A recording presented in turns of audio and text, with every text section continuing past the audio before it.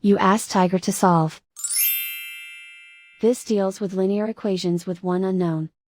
The final result is s equals -3/5. Let's solve it step by step. Simplify the expression. Group like terms. Simplify the arithmetic. Group all constants on the right side of the equation. Subtract 3 from both sides. Simplify the arithmetic.